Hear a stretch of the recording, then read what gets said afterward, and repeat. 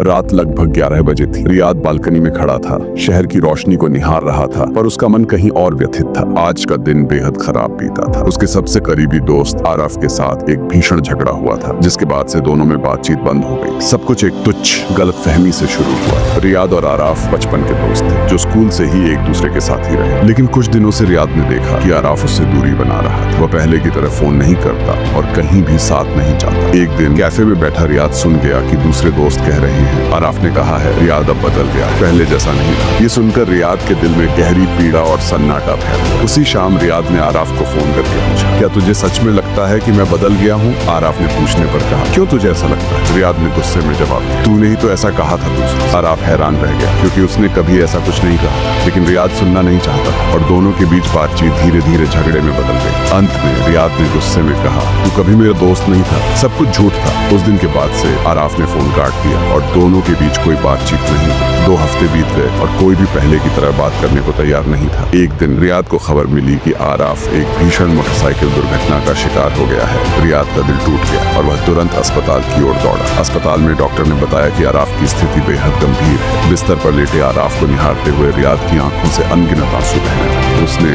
आराफ का हाथ थामते हुए कहा, आराफ मुझे माफ कर दे, मुझे पता नहीं था कि तुझसे ऐसा व्यवहार करना गलत है। आराफ ने बहुत कमजोर स्वर में मुस्कुराते हुए कहा, गुस्सा मत हो, ठीक है। लेकिन कुछ ही क्षणों में मॉनिटर की आवाज बंद हो गई और डॉक्टरों ने बताया कि आराफ अब हमारे बीच नहीं रहा। रियाद खाली नजरों से आराफ को देखते रहे, अपनी गलती और उस भयंकर गलतफहमी का बोझ महसूस करते हुए। इतनी बड़ी गलतफहमी और इतनी तुच्छ बात ने दोनों के रिश्ते को हमेशा के लिए तोड़ दिया। अगर रियाद एक बार और माफी मांग लेता या अगर समय उसे दूसरा मौका देता तो शायद सब कुछ बदल जाता। लेकिन समय किसी को दूसरा मौका नहीं देता और यह दर्द हमेशा के लिए दिल में रह जाता है। समाप्त।